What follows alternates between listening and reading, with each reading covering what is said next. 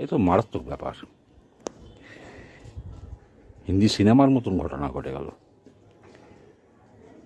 ডন তার জেলে বসে তার সাম্রাজ্য চালাচ্ছে।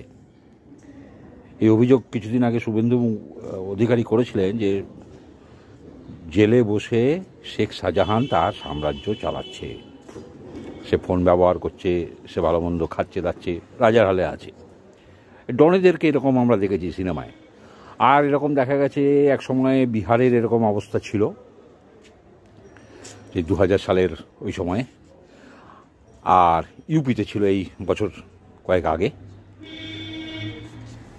শেখ শাহজাহানের অনুগত আলিম মোল্লা, যে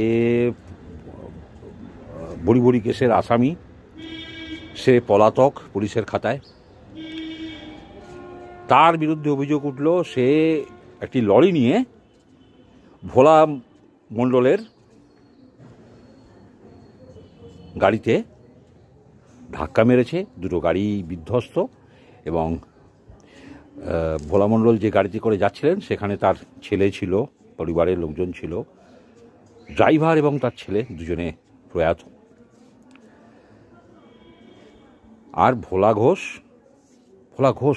মণ্ডল, আমি ভুলে যাচ্ছি, যাই হোক ভোলা ঘোষই বোধ হয়। তা ভোলা ঘোষ গুরুতর অবস্থায় হাসপাতালে ভর্তি। ওদিকে 2-4 হচ্ছে, আজকে ছিল শেখ শাহজাহানের আদালতে পেশ হওয়ার দিন, সেখানেই সাক্ষী দিতে যাচ্ছিলেন ভোলা ঘোষ।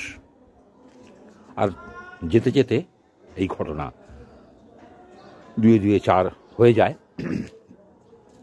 তো আমি যেটা বলার জন্য এই এত কথা বলছি সেটা হচ্ছে, যদি সরকার উল্টে যায়, যদি বিজেপির সরকার আসে, তাহলে ওই যোগী স্টাইলে যে মাফিয়া নিধনযোগ্য হবে, আমার মনে হয় সেটা শেখ শাহজাহানকে দিয়ে শুরু হবে, শেখ শাহজাহান এবং তার অনুগতদেরকে দিয়ে শুরু হবে।